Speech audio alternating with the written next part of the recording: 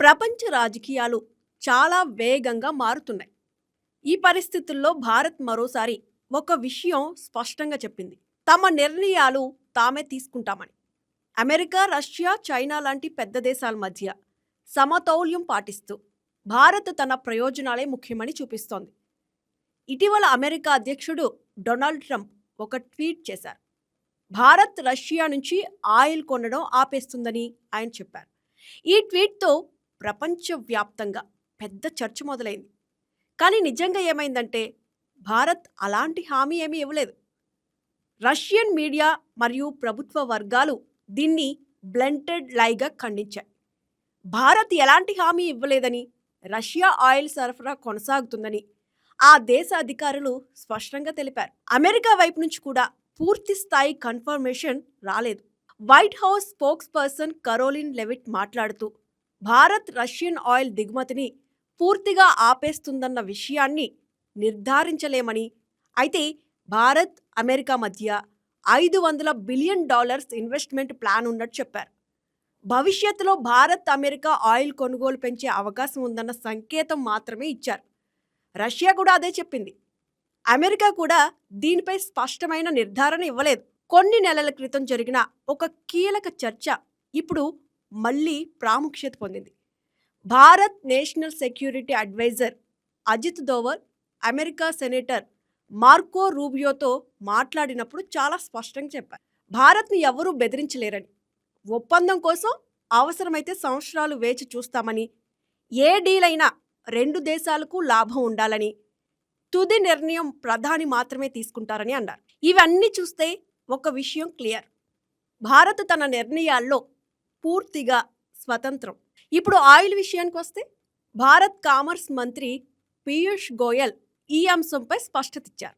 2023 నుంచే Bharat energy సోర్సెస్ను diversify చేస్తున్నామని, market పరిస్థితుల ఆధారంగా నిర్ణయాలు తీసుకుంటామని తెలిపారు. ప్రస్తుతం భారత్ ఆయిల్ ఇంపోర్ట్స్లో సుమారు 40% రష్యా నుంచే వస్తోంది. ముఖ్యంగా భారత రిఫైనరీలు రష్యన్ యూరల్ క్రూడ్కు అనుగుణంగా ప్రత్యేకంగా డిజైన్ చేయబడ్డాయి. అకస్మాత్తుగా యుఎస్ షెల్ ఆయిల్ లేదా వెనిజులా ఆయిల్కు మారడం సాంకేతికంగా అసాధ్యం. కొత్త రిఫైనరీలు నిర్మించాలంటే కనీసం 1 సంవత్సరం పైగా సమయం పడుతుంది. చిన్న స్థాయిలో 5 నుంచి 6% వరకు తగ్గించడం సాధ్యమే, కానీ పూర్తిగా ఆపడం వాస్తవికం కాదు. ఇది రాజకీయ భావోద్వేగాల విషయం కాదు, పూర్తిగా ఆర్థిక సాంకేతిక వాస్తవాలపై ఆధారపడి తీసుకునే నిర్ణయం. ఇదే సమయంలో మరో పెద్ద ఆందోళనకర విషయం కూడా వచ్చింది. రష్యా మాజీ అధ్యక్షుడు మెద్వెదేవ్ ఒక ట్వీట్ చేసి 2026లో అణు ఆయుధాల నియంత్రణ ఒప్పందం ముగుస్తుందని, ఆ తర్వాత నియంత్రణలు ఉండవని హెచ్చరించారు. దీంతో ప్రపంచ భద్రతపై భయం పెరిగింది. రష్యా మాజీ అధ్యక్షుడు దిమిత్రీ మెద్వెదేవ్ చేసిన ట్వీట్ ప్రపంచాన్ని మరింత ఆందోళనకు గురిచేసింది.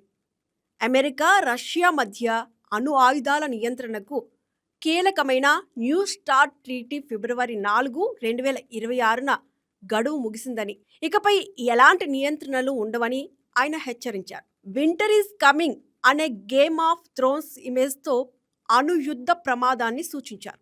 దీనిపై అమెరికా మాజీ అధ్యక్షుడు బరాక్ ఒబామా స్పందిస్తూ ఈ ఒప్పందాన్ని తిరిగి పునరుద్ధరించాల్సిన అవసరం ఉందన్నారు. మార్కో రూబియో మాత్రం మరో కోణం చూపించారు. చైనాను కూడా ఈ ఒప్పందంలోకి తీసుకురాకపోతే చైనాకు వ్యూహాత్మక లాభం కలుగుతుందని చెప్పారు.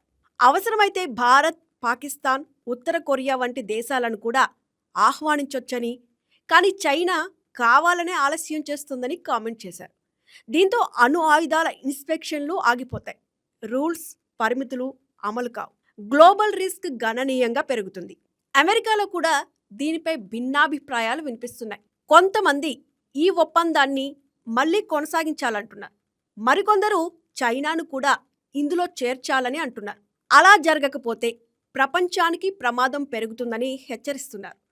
ఈ మొత్తం గందరగోళంలో కూడా భారత్ మాత్రం చాలా జాగ్రత్తగా అడుగులు వేస్తోంది. తాజా ట్రేడ్ డీల్లో భారత్పై 18% టారిఫ్ పడింది. అది ఎక్కువే అయినా జపాన్, దక్షిణ కొరియా, పాకిస్తాన్ కంటే తక్కువే.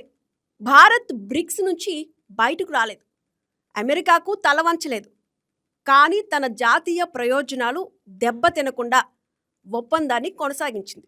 ఇప్పుడు భారత్లో పెట్టుబడులు పెట్టేందుకు విదేశీ కంపెనీలు ఆసక్తి చూపుతున్నాయి. గల్ఫ్ దేశాలతో కూడా చర్చలు కొనసాగుతున్నాయి. మొత్తంగా చూస్తే రష్యా, అమెరికా నేతల ట్వీట్లతో ప్రపంచం పానిక్లో ఉన్న వేళ భారత్ మాత్రం నెమ్మదిగా లెక్క చేసుకుని అడుగులు వేస్తోంది. భావోద్వేగాల కంటే వాస్తవాలు, ఒత్తిళ్ల కంటే స్వతంత్రత, నేషన్ ఫస్ట్. ఇదే ఈ మొత్తం పరిణామాల్లో భారత్ ఇచ్చిన అసలు సందేశం. ప్రపంచ రాజకీయాలు అస్థిరంగా ఉన్నా భారత్ మాత్రం తన ప్రయోజనాలను కేంద్రంగా పెట్టుకుని ముందుకు సాగుతోంది.